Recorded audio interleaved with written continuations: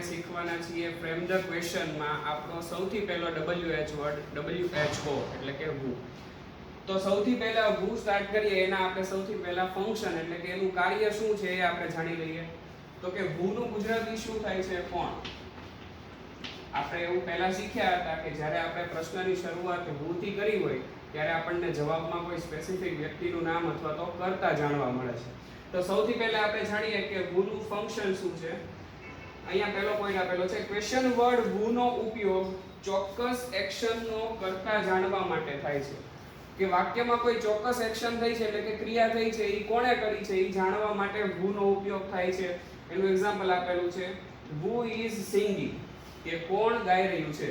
હવે તમે who is singing છે એનો તમે આન્સર આપો તો આન્સર શું બને? આપણે લખીએ મનન is singing. તો આપણે આવો આન્સર લખ્યો કે who is singing તો એનો આન્સર આપણે લખ્યો મનન is singing. તો તમે અહીંયા જોઈ શકો છો કે મનન છે એ શું મળ્યો આપણને? કર્તા તરીકે મનન છે એ મળે છે. તો કોઈ ચોક્કસ એક્શનનો કર્તા જાણવા માટે આપણે who નો ઉપયોગ કરીએ છીએ પ્રશ્ન વાક્ય બનાવવા માટે. ત્યાર પછીનો બીજો પોઈન્ટ છે ચોક્કસ ક્રિયા કરનાર કોણ છે તે જાણવા માટે who નો ઉપયોગ થાય છે. સૌથી પહેલા આપણે શું જોયું કે કોઈ ચોક્કસ એક્શન થાય છે એનો કર્તા જાણવા માટે who નો ઉપયોગ થાય છે એવું જોયું. ત્યાર પછીનો પોઈન્ટ છે ચોક્કસ ક્રિયા કરનાર કોણ છે તે જાણવા માટે who નો ઉપયોગ થાય છે. જો અહીંયા ભાર દઈને આપણે કીધેલું છે કે ચોક્કસ ક્રિયા કરનાર વ્યક્તિ અથવા તો કર્તા કોણ છે તે જાણવા માટે who નો ઉપયોગ થાય છે. બાકી ક્રિયા જાણવા માટે તો અહીંયા પણ આવ્યું જ હતું, પણ અહીંયા શું લખ્યું છે? ચોક્કસ ક્રિયા કરનાર. તો હવે એવું પણ વાક્ય આપેલું હોય કે ઘણી બધી ક્રિયા થતી હોય અને એ બધી પ્રકારના વાક્યો છે એ આપણને આપેલા હોય, પરંતુ એમાંથી ચોક્કસ ક્રિયા કરનાર કોણ છે તે જાણવું હોય તો એની માટે પણ who નો ઉપયોગ થાય છે. અહીંયા વાક્ય આપેલું છે who breaks this glass કે આ કાચ કોણે તોડ્યો છે અથવા તો આ કાચ તોડવાની ક્રિયા કોણે કરી છે એ જાણવું છે. તો આપણે જો અહીંયા who થી પ્રશ્ન વાક્ય બનાવેલું છે who breaks this glass કે આ કાચ કોણે તોડ્યો. બરાબર. તો હવે આનો આપણે જ્યારે આન્સર દેવો હોય ત્યારે પણ આપણે કોઈ સ્પેસિફિક કર્તાનું નામ લેશું કે કાર્તિક breaks this glass કે આ કાચ છે એ કાર્તિકે તોડ્યો છે. બરાબર. તો હવે તમે જુઓ કે અહીંયા who પછી બ્રેક છે એ આપણી ક્રિયા છે અને એને s કે es લાગેલો છે, અહીંયા s લાગેલો છે એટલે એની ઉપરથી આપણે ડિસાઈડ કરીએ કે આ સાદા વર્તમાન કાળનું વાક્ય છે. તો હવે જ્યારે તમે એનો આન્સર ગોતો છો અથવા તો તમને આ વાક્ય આપ્યું છે ને તમે એનો પ્રશ્ન વાક્ય આપણે એ જ કરવાનું છે કે તમને આવી રીતે સેન્ટેન્સ આપ્યું છે એનું આપણે પ્રશ્ન વાક્ય ઓપ્શનમાંથી ગોતવાનું છે. તો તમને એ ત્યારે ખબર પડવી જોઈએ કે બ્રેક છે અને s કે es લાગેલો છે એટલે એ સાદા વર્તમાન કાળનું વાક્ય છે. તો તમે જ્યારે પ્રશ્ન વાક્ય બનાવો ત્યારે પણ ક્રિયાપદને s કે es લાગેલો હોવો જોઈએ. એવું પણ બને કે તમને આના બે સેન્ટેન્સ આપેલા હોય, એક જગ્યાએ બ્રેક્સ આપ્યું હોય એક જગ્યાએ બ્રેક આપ્યું હોય, તો ત્યારે તમારે કન્ફ્યુઝ નથી થવાનું. અહીંયા બ્રેક્સ આપેલું છે એટલે આપણે અહીંયા બ્રેક્સ વાળું વાક્ય જ સિલેક્ટ કરવાનું છે. ત્યાર પછીનો પોઈન્ટ છે વ્યક્તિની ઓળખ માટે પણ who નો ઉપયોગ થાય છે. કે કોઈ વ્યક્તિની આપણે આઈડેન્ટિટી મેળવવી છે, એની ઓળખ મેળવવી છે કે આ વ્યક્તિ કોણ છે એવું આપણે જાણવું હોય ખરેખર. તો અહીંયા એની માટે તમને એક એક્ઝામ્પલ આપેલું છે who is appointed as a new teacher in this school કે આ શાળામાં નવા શિક્ષક તરીકે કોણ જોડાયેલું છે. તો એ નવા શિક્ષક તરીકે જે વ્યક્તિ જોડાયેલો હશે એનું તમને નામ આપેલું હશે, એ કર્તા તરીકે આપેલો હશે એટલે એની આઈડેન્ટિટી છે એ આપણે મેળવી શકીએ છીએ. એવી જ રીતે બીજો પ્રશ્ન પણ બની શકે કે who is your best friend કે તમારો બેસ્ટ ફ્રેન્ડ કોણ છે. તો તમે જ્યારે જવાબ આપશો ત્યારે અહીંયા who છે ત્યાં એક કર્તા તરીકે તમે જે વ્યક્તિનું નામ આપશો એ આવશે એટલે એ વ્યક્તિની તમારી ઓળખ શું છે તમારી માટે એ તમે જાણી શકશો. તો હવે મિત્રો આપણે જોઈએ કે WH ક્વેશ્ચન છે એનું ફોર્મેશન શું છે. તો એ ફોર્મ કઈ રીતે થાય છે તો એની વાક્ય રચના અહીંયા આપેલી છે who પ્લસ ક્રિયાપદ પ્લસ કર્મ પ્લસ પ્રશ્નાર્થ ચિહ્ન. અને આપણે આને ઇંગ્લિશમાં યાદ રાખવી હોય તો તમારે લખવાનું who plus verb plus object plus question mark. હવે તમે અહીંયા જોવો છો કે અહીંયા માત્ર આપણને ક્રિયાપદ આપેલું છે અને આપણે અત્યાર સુધી ટેન્સ ની વાક્ય રચના જોતા હતા તો એમાં તમે જોયું હતું કે આપણે એવું જોતા હતા કે V1 નું ફોર્મ આપેલું હોય, VING નું ફોર્મ આપેલું હોય, ત્યારબાદ S કે ES લગાડેલું પદ આપેલું હોય કે ભૂતકાળનું રૂપ આપેલું હોય. તો V1, V2, V3 અને VING ના રૂપ આપણે જોયા. તો અહીંયા તો માત્ર ક્રિયાપદ જ આપણને આપેલું છે. એટલે શું છે તો કે ઈ ક્રિયાપદ જે છે ઈ કોના આધારે ડિસાઈડ કરવાનું છે ઈ આપણે હવે જોવાનું છે. તો અહીંયા લખેલું છે કે અહીં તેની સાથે આવનાર ક્રિયાપદ, તેની સાથે આવનાર સર્વનામ કે નામના કાળ અને વચન સાથે મળતું હોવું જોઈએ. એટલે અહીંયા તમને જે ક્રિયાપદ આપેલું છે ઈ ક્રિયાપદ તમારે એની સાથે આપેલું નામ કે સર્વનામ પ્લસ એની સાથે જે કાળ અને વચન આપણને આપેલો છે એની સાથે મેચ કરતું હોવું જોઈએ. એટલે કે આપણે જ્યારે WH ક્વેશ્ચનની વાક્ય રચના બનાવીએ છીએ ત્યારે એમાં આપણે નામ, સર્વનામ, ક્રિયાપદ, કાળ અને વચન આટલી ચાર બાબતો છે એ આપણે યાદ રાખીએ છીએ અને એકબીજા સાથે ઈ કનેક્ટેડ છે કે ભાઈ તમારે નામ કે સર્વનામ આપેલું છે તો એ પ્રમાણે ક્રિયાપદનો ઉપયોગ કરવાનો છે, અથવા તો તમને જેવી રીતે કાળ આપેલો છે ઈ કાળમાં તમે કયા ક્રિયાપદનો ઉપયોગ કરો એ તમારે યાદ રાખવાનું છે. તો અહીંયા અમુક એક્ઝામ્પલ્સ આપેલા છે. Who is your favorite singer? જો હવે આપણે આમાં પ્રશ્ન નથી જોવાનો, આપણે અત્યારે એનું ફોર્મેશન સમજીએ છીએ કે WH ક્વેશ્ચનમાં જે who ની વાક્ય રચના છે એનું ફોર્મેશન કઈ રીતનું હોય છે. તો તમે જુઓ કે અહીં તો પ્રશ્ન વાક્યની શરૂઆત હંમેશા શેનાથી થશે? who થી થશે જ્યારે કર્તા જાણવાનું છે ત્યારે. તો હવે ત્યાર પછી હું જ્યાં જ્યાં અંડરલાઈન કરું છું ઈ તમારે જોવાનું છે કે ન્યા કઈ રીતના ચેન્જીસ થયેલા છે. એક તો છે is અને ત્યારબાદ અહીંયા છે singer. તો તમે જો who is your favorite singer કે તમારો ફેવરિટ ગાયક કોણ છે એવો પ્રશ્ન આપણને પૂછવામાં આવેલો છે. તો અહીંયા is નો ઉપયોગ થયેલો છે, અહીંયા your સર્વનામ તરીકે આપેલું છે અને અહીંયા સિંગર છે એ કેવું છે? એક વચન છે. હવે અહીંયા એક વચન છે, અહીંયા is શું કામ આપેલું છે? is એટલે આપેલું છે કે અહીંયા સિંગર છે ઈ શું આપેલું છે? એક વચનમાં આપેલું છે અને આપણને ખબર છે કે એક વચનમાં આપણે is નો ઉપયોગ કરીએ છીએ ત્રીજા પુરુષ એક વચનમાં, he she it જે આપેલું હોય એ. બરાબર? તો અહીંયા આપણને ગાયક એમ કીધેલું છે તો એટલે આપણે અહીંયા શેનો ઉપયોગ કરેલો છે? is નો ઉપયોગ કરેલો છે. અને એની નીચેનું સેન્ટેન્સ જોઈએ, who are your favorite singers કે તમારા ફેવરિટ ગાયકો કોણ છે? તો તમે અહીંયા જુઓ કે અહીંયા r નો ઉપયોગ કરેલો છે અને અહીંયા સિંગર્સ એવું લખેલું છે. તો માત્ર એક s અહીંયા લગાડ્યો તો એનાથી આખી જે વાક્ય રચના છે એ બદલાઈ ગઈ. અહીંયા s લગાડ્યો એટલે અહીંયા is નું શું થઈ ગયું? r થઈ ગયું.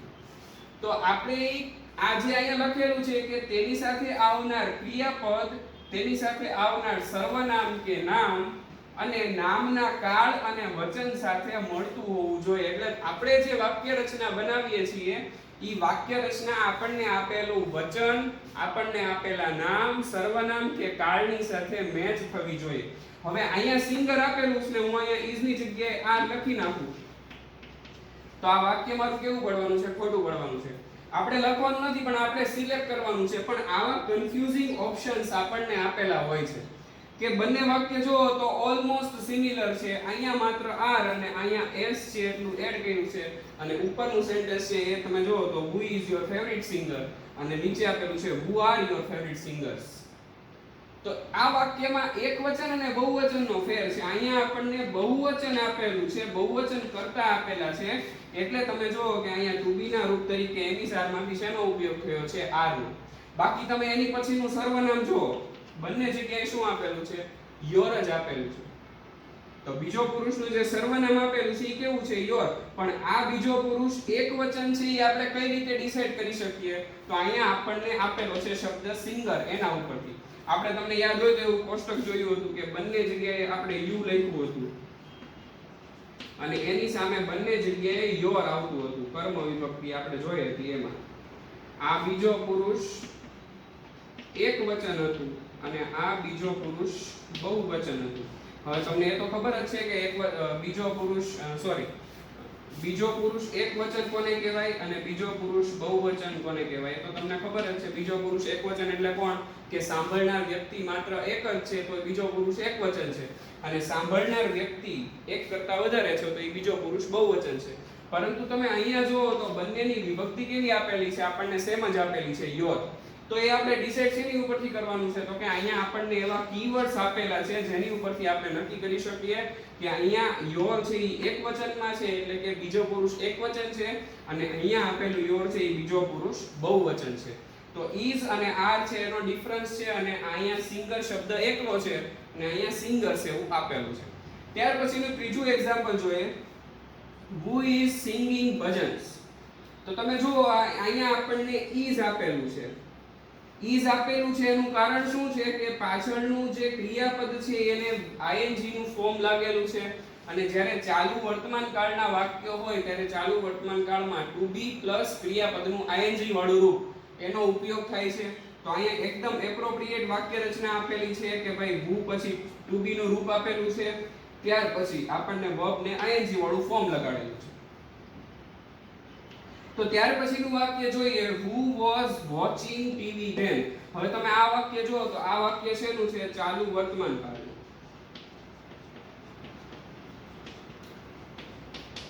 અને એની પછીનું જે વાક્ય આપેલું છે એ કયું છે? તો કે ચાલુ ભૂતકાળનું છે. એ આપણે કઈ રીતે ડિસાઈડ કરીએ છીએ? તો અહીંયા જુઓ કે to be નું રૂપ છે, અહીંયા આપણને is આપેલું છે અને અહીંયા આપેલું છે was. તો જ્યારે to be નું રૂપ તરીકે was હોય અને પ્લસ verb નું ing વાળું ફોર્મ આપેલું હોય તો આ વાક્ય રચના છે એ શેની છે? ચાલુ ભૂતકાળની છે. તો આપણે એ જ રીતે એનું વાક્ય છે એ ફોર્મેશન કરવું પડે. હવે ઉપરનું વાક્ય છે who is singing ભજન્સ, કે ભજન કોણ ગાઈ રહ્યું છે, અને નીચે આપેલું છે who was watching TV then, કે ત્યારે ટીવી કોણ જોઈ રહ્યું હતું. બરાબર. તો આ બંને વાક્યનો જે ફેર છે એ આપણે સમજવાનો છે. તો આ છે એ માત્ર એક્ઝામ્પલ થયા. હવે આપણે WHO એટલે કે who ક્વેશ્ચન વર્ડ છે એની એની આપણે એક્સરસાઇઝ તરફ જવાના છીએ કે તમને પરીક્ષામાં ખરેખર કઈ રીતે પૂછાય છે. અહીંયા સુધીનું જે મેં તમને સમજાવ્યું એ માત્ર આપણી જાણકારી માટે છે કે આપણને આ બધું જો યાદ હશે તો આપણે ઓપ્શન સિલેક્ટ કરતી વખતે આટલી બધી તકલીફ પડશે નહીં. તો આપણો જે ફ્રેમ ધ ક્વેશ્ચન નો ટોપિક છે એમાં સૌથી પહેલો WHO જે who ક્વેશ્ચન વર્ડ છે એની વિશે આપણે ડીપમાં સમજ્યા છીએ. હવે આપણે એની એક્સરસાઇઝ તરફ જવાનું છે કે પરીક્ષામાં તમારે કઈ રીતે પૂછાય છે અને આપણે આન્સર કઈ રીતે લખવાનો છે.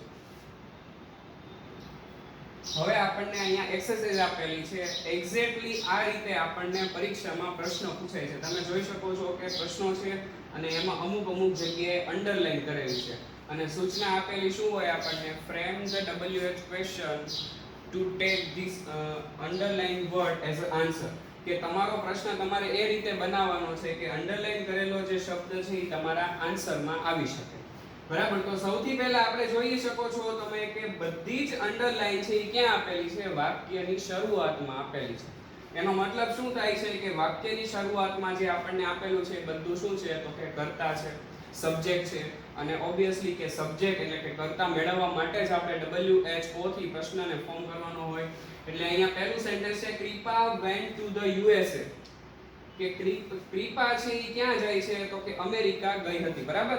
અહીંયા આપણને શું આપેલું છે? went આપેલું છે. હવે તમે જોજો કે આપણે જેટલા નિયમો જોયા છે એ બધા નિયમોને આપણે ઇમ્પ્લિમેન્ટ કરવાના છે, કે જે આપણે અત્યાર સુધી સમજાય બધું આપણે આમાં યુઝ કરવાનું છે અને એના વડે આપણે પ્રશ્ન બનાવવાનો છે. અત્યારે તો આપણે પ્રશ્ન બનાવવાના છે, પરંતુ પરીક્ષામાં તમને રેડીમેડ પ્રશ્નો આપેલા હશે, તમારે માત્ર ઓપ્શન સિલેક્ટ કરવાનો છે. તો અહીં આપેલું છે ક્રિપા went to the USA, કે ક્રિપા USA ગઈ હતી. બરાબર. તો હવે આનો આપણે પ્રશ્ન બનાવવું છે તો શું કરવાનું છે? સૌથી પહેલા ક્રિપા છે ઈ આપણો જવાબ આવે એવી રીતે આપણે બનાવવું હોય તો ક્રિપાની જગ્યાએ શેનો ઉપયોગ કરવો પડે? who નો ઉપયોગ કરવો પડે. તો who. ત્યારબાદ તમે જો અહીંયા આપણને went આપેલું છે. went છે એ શું છે? તો કે સાદા ભૂતકાળનું ક્રિયાપદ છે. બરાબર. સાદા ભૂતકાળનું રૂપ છે go, went અને gone માંથી went છે એ શું છે? ક્રિયાપદનું ભૂતકાળનું રૂપ છે. એટલે એ ડિસાઈડ થઈ ગયું કે આ સાદા ભૂતકાળમાં છે. બરાબર. તો ક્રિપા went to the USA, તો એનું આપણે શું કરવાનું છે કે who went to the USA.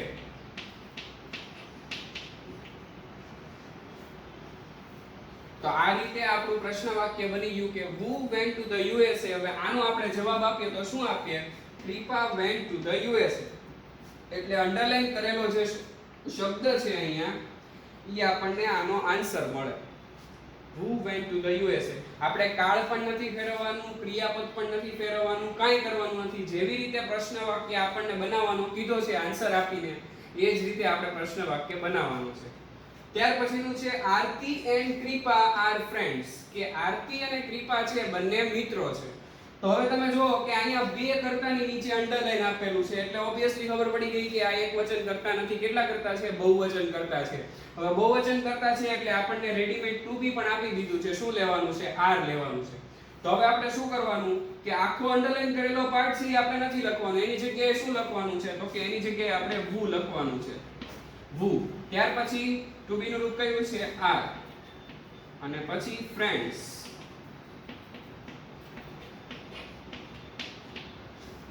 who are friends. કે કોણ મિત્રો છે? તો કે કોણ મિત્રો છે? આરતી એન્ડ કૃપા આર ફ્રેન્ડ્સ. કે આરતી અને કૃપા છે એ મિત્રો છે. ત્યાર પછીનું વાક્ય છે everybody in the family respects Nana. કે કુટુંબમાં જેટલા પણ વ્યક્તિ છે એ બધા નાનાની રિસ્પેક્ટ કરે છે એટલે એમનો આદર કરે છે. નાના એટલે મમ્મી ના પપ્પા. તો કુટુંબમાં જેટલા વ્યક્તિ છે એ બધા જ કુટુંબીજનો નાનાની રિસ્પેક્ટ કરે છે. તો હવે આપણને જો કે કવડું મોટું કરતા આપેલું છે તો કે everybody in the family. કે કુટુંબમાં રહેલા દરેક વ્યક્તિ એવો આપણને આવડો મોટો કરતા આપેલો છે. તો આપણે કરતા ગમે એટલો મોટો હોય આપણે કોઈ ફેર નથી પડતો કે જેટલો કરતા આપેલો છે એ બધું આપણે કાઢી નાખવાનું છે. એની જગ્યાએ શું મૂકી દેવાનું છે? એની જગ્યાએ આપણે who મૂકી દેવાનું છે. ત્યાર પછી અહીંયા ક્રિયાપદનું રૂપ આપણને s વાળું આપેલું છે respects. તો આપણે ઈ જ લખવાનું છે who respects. અને પછી આપણને જે આપેલું છે નાના. તો આ આપણો પ્રશ્ન વાક્ય બની ગયું કે કોણ નાનાની રિસ્પેક્ટ કરે છે. તો એનો આન્સર શું થશે કે કુટુંબમાં રહેલ દરેક વ્યક્તિ everybody in the family respects Nana. તો એનો પ્રશ્ન વાક્ય બની ગયું who respects Nana. ઓકે. ત્યાર પછીનું છે nobody knows how the mistakes took place. કે કોઈ જાણતું નથી કે ભૂલ કઈ રીતે થાય છે. તો હવે આમાં કરતા કોણ છે? nobody. nobody એટલે કોણ? કોઈ નહીં. કોઈ જાણતું નથી કે ભૂલ કઈ રીતે થાય છે. તો આમાં આપણને કર્તા તરીકે આપેલું છે nobody. તો આપણે શું કરવાનું છે સૌથી પહેલા? તો કે જે કર્તા આપેલો છે ઈ કાઢી નાખવાનો અને એની જગ્યાએ શું લખી નાખવાનું છે? who લખી નાખવાનું છે. તો સૌથી પહેલા who થી વાક્ય બનાવવાનું છે ઈ આપણને ત્યારે ખબર પડવી જોઈએ જ્યારે આપણે બધા WH ક્વેશ્ચન છે ઈ ભણી લેશું. અહીંયા તો આપણને ખબર છે કે આપણે WHO ભણી રહ્યા છીએ એટલે દરેક પ્રશ્નમાં આન્સર શું આવશે? who જ આવશે. પરંતુ એકવાર બધા પ્રશ્નો આપણે શીખી લઈએ WH ક્વેશ્ચન વર્ડ અને પછી આખું જે મિક્સ એક્સરસાઇઝ આપેલી હોય એમાં તમે આન્સર ફાઇન્ડ આઉટ કરી શકો ત્યારે તમને આવ્યું કહેવાય. એટલે તમે અત્યારે ધ્યાન રાખશો તો તમને છેલ્લે વાંધો આવશે નહીં. nobody knows how the mistake took place. તો એમાં nobody છે ત્યાં અંડરલાઈન છે એટલે આપણે એ કાઢી નાખવાનું છે. પછી શું આપેલું છે? knows. તો આપણે લખી નાખવાનું who knows how the mistakes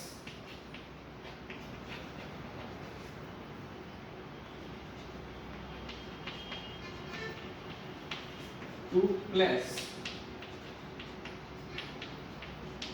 અને સૌથી વધારે ઇમ્પોર્ટન્ટ બાબત છે કઈ કે જ્યારે આપણે પ્રશ્ન વાક્ય who થી સ્ટાર્ટ કરીએ, કોઈ પણ WH ક્વેશ્ચન થી સ્ટાર્ટ કરીએ, છેલ્લે આપણે પ્રશ્નાર્થ ચિહ્ન છે એને ભૂલવાનું નથી. જો તમે પ્રશ્નાર્થ ચિહ્ન નહીં કરો તો આપણો માર્ક છે ઈ જતો રહેશે. મને ખબર છે કે તમારે તો સીધો ઓપ્શન જ સિલેક્ટ કરવાનો છે પરંતુ આગળ તમે ફર્ધર સ્ટડી કરો ત્યારે તમારે એવું બની શકે કે તમારે WH ક્વેશ્ચન છે ઈ લખવો પડે જાતે. તો જ્યારે એ તમે એવી ટેવ પાડશો કે WH ક્વેશ્ચન થી આપણે વાક્ય પ્રશ્ન બનાવીએ છીએ તો આપણે પ્રશ્નાર્થ ચિહ્ન છે એટલે ફરજિયાત કરીએ છીએ. ઓકે. ત્યાર પછીનું વાક્ય છે the government form the rules of this company. કે આ કંપની છે એના નીતિ નિયમો છે ઈ કોણ બનાવશે? તો કે ગવર્નમેન્ટ એટલે કે સરકાર બનાવશે. તો હવે આપણને કર્તા તરીકે કોણ આપેલું છે? ગવર્નમેન્ટ એટલે કે સરકાર છે એ આપણને કર્તા તરીકે આપેલું છે. તો આપણે શું કરીએ છીએ? જે કર્તા તરીકે આપણને અંડરલાઈન કરેલો પાર્ટ આપ્યો છે ઈ આપણો જવાબ આવે એવી રીતે આપણે પ્રશ્ન બનાવીએ છીએ. તો ધ ગવર્નમેન્ટ છે એ નીકળી જશે, એની જગ્યાએ શું આવી જશે? who આવી જશે. who, ત્યાર પછી આપણને જે ક્રિયાપદ આપ્યું છે એ જ લખીએ છીએ from the rules of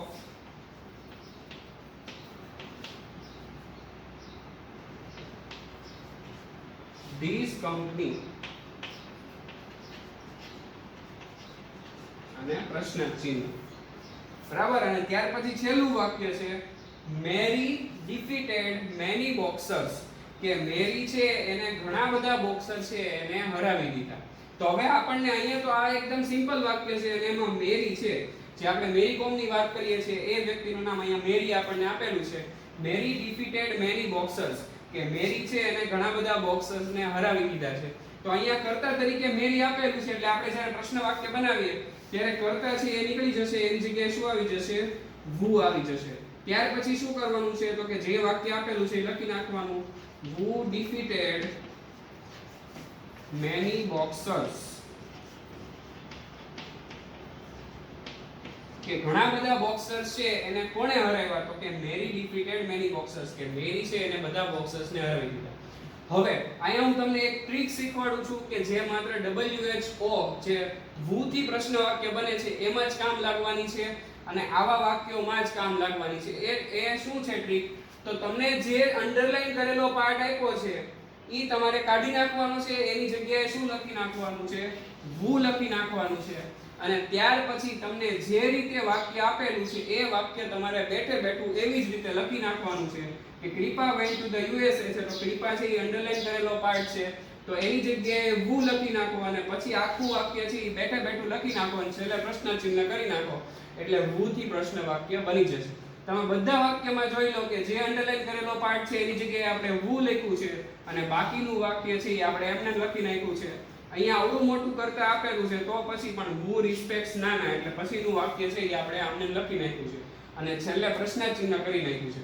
પરંતુ એ આ પ્રકારના વાક્યોમાં જ એ ટ્રીક કામ લાગશે. who માં પણ એવા પ્રશ્ન વાક્યો આવે છે કે જેમાં શરૂઆતમાં આપણને અંડરલાઈન ન આપેલી હોય, આપણને ક્યાંક વચ્ચે અંડરલાઈન આપેલી હોય તો આપણે એ રીતે વાક્ય લખતા નથી. હવે આપણે એવા વાક્યો જોઈએ. હવે આપણને આ રીતે પ્રશ્નો આપેલા છે ને એમાં તમે જોવો છો કે વચ્ચે આપણને કર્તા આપેલા છે. હવે અત્યાર સુધી આપણે એવા સેન્ટેન્સ જોયા કે શરૂઆતમાં આપણને કર્તા આપેલા હતા અહીંયા અને અહીંયા, પરંતુ હવે એવું થયું કે કર્તા છે એ આપણને અહીંયા વચ્ચે આપેલા છે. તો આપણે એનું WH ક્વેશ્ચન વર્ડ કઈ રીતે બનાવીશું? તો મિત્રો આપણને કર્તા કોઈ પણ જગ્યાએ આપેલા હોય આપણે શું કરવાનું છે કે સૌથી પહેલા શું લખી નાખવાનું છે? who. બરાબર. તો at the end of the day Krishna declared his inning, કે દિવસ પૂરો થયો ત્યારે કૃષ્ણાએ પોતાની જે ઇનિંગ છે એ ડિક્લેર કરી દીધી. તો હવે કોણે ઇનિંગ ડિક્લેર કરી દીધી? તો કે કૃષ્ણએ ઇનિંગ ડિક્લેર કરી દીધી. અને મિત્રો જે કર્તાની આગળ આપણને જે અહીંયા સુધીનો શબ્દ આપેલો છે એ શું છે? તો કે વધારાના શબ્દો છે. અને વધારાના શબ્દો છે એ આપણે ક્યાં લખીએ છીએ? વાક્યના અંતે.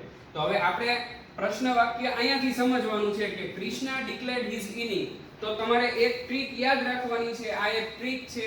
શું? તો કે આપણને વાક્યમાં કોઈ પણ જગ્યાએ અંડરલાઈન આપેલી છે તો આપણે એ અંડરલાઈન કરેલો પાર્ટ છે ત્યાંથી આપણો પ્રશ્ન શરૂ કરીએ છીએ. અને આપણે જેવું શીખ્યા એમ કે આપણે અહીંયા કર્તા મેળવવાનો છે. આ તો કૃષ્ણ જગ્યાએ શું આવી જશે? who. ત્યાર પછીનું જે આખું વાક્ય આપ્યું છે આપણે લખી નાખવાનું છે. તો કૃષ્ણની જગ્યાએ આપણે શું લખ્યું? who. તો શું બનશે? who declared his innings. તો એટલું આપણે લખી નાખ્યું. પછી અહીંયા જે વધારાનો શબ્દ છે એ ક્યાં જવા દેવાનો? પાછળ. તો શું થઈ જશે? who declared his innings at the end of the day. અને પછી પ્રશ્ન ચિહ્ન મૂકી દેવાનું એટલે આપણું જે પ્રશ્ન વાક્ય છે એ બની. તો એક વસ્તુ યાદ રાખવાની કે વાક્યમાં કોઈ પણ જગ્યાએ આપણને અંડરલાઈન આપેલી હોય જ્યારે who થી પ્રશ્ન વાક્ય બને છે ત્યારે, તો એ અંડરલાઈન કરેલો પાર્ટ છે એની જગ્યાએ આપણે who લખીએ છીએ. ત્યારબાદનું આખું વાક્ય છે એ આપણે આમને લખી નાખવાનું છે. અને પછી જે આની આગળના જે શબ્દો છે જે વધારાના શબ્દો એ આપણે પછી લખીએ છીએ. અથવા તો જો આપણે ફોર્મેશન પ્રમાણે યાદ રાખવાનું છે તો આપણે શું વાક્ય રચના એનું જોઈ હતી કે who પ્લસ ક્રિયાપદ પ્લસ કર્મ પ્લસ પ્રશ્ન ચિહ્ન. તો who આવી ગયું, પછીનું જે ક્રિયાપદ આવી ગયું અને his innings છે એ શું થઈ ગયું? કર્મ થઈ ગયું. અને કર્મ પછીના જે શબ્દો છે એ વધારાના શબ્દો અને છેલ્લે પ્રશ્નાર્થ ચિહ્ન. તો આપણે વાક્ય રચના પ્રમાણે પણ આપણું પ્રશ્ન વાક્ય બનાવી શકીએ છીએ. ત્યાર પછીનું બીજું સેન્ટેન્સ અને છેલ્લું સેન્ટેન્સ શું છે તો કે the next day Maya will address a new session in the morning. કે પછીના દિવસે સવારમાં માયા છે એ એક નવું જે સેશન મળશે એમાં સંબોધન કરશે. તો આપણે સંબોધન કોણ કરવાનું છે? માયા, કારણ કે અંડરલાઈન કરેલો પાર્ટ કોણ છે? માયા છે.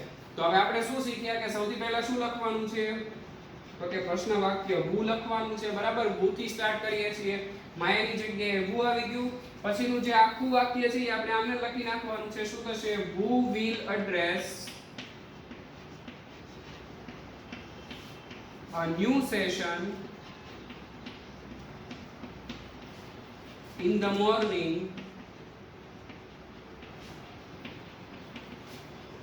બરાબર. ત્યાં સુધીનું વાક્ય લખી નાખ્યું. હવે માયાની આગળ જે શબ્દો આપેલો છે એ આપણે ક્યાં લખી નાખવાનો? પાછળ. the next day. અને છેલ્લે પ્રશ્નાર્થ ચિહ્ન. તો આ રીતે આપણે વચ્ચે કરતા આપેલો હોય તો પણ સરળતાથી વાક્ય લખી શકીએ છીએ. who will address a new session in the morning the next day. અને આપણે વાક્ય રચના પ્રમાણે જો કરવું છે તો પણ થઈ શકે છે. તો સૌથી પહેલા who આવી ગયું, પછી ક્રિયાપદ તરીકે શું આપેલું છે? will આપેલું છે સહાયક ક્રિયાપદ તરીકે, તો ઈ આવી ગયું. પછી address એ ક્રિયાપદ છે અને new session છે ઈ શું છે? તો ઈ આખું કર્મ છે. તો who પ્લસ ક્રિયાપદ પ્લસ કર્મ અને વધારાના શબ્દો અને પ્લસ પ્રશ્નાર્થ ચિહ્ન. તો આ રીતે આપણે WHO થી પ્રશ્નાર્થ વાક્ય બનાવી શકીએ છીએ. ઓકે ગાઈસ, તો અહીંયા તમને એક સરસ મજાનું હોમવર્ક આપેલું છે જેમાં 5 વાક્યો તમારે બનાવવાના છે. who વડે પ્રશ્ન વાક્યનો પ્રયોગ કરવાનો છે. એમાં તમને જ્યાં કરતા આપેલા છે બરાબર તમારે જોવાનું છે અને પછી એનું તમારે કઈ રીતે પ્રશ્ન વાક્ય બને એ તમારે બનાવવાનું છે. Okay guys, thank you for watching this video.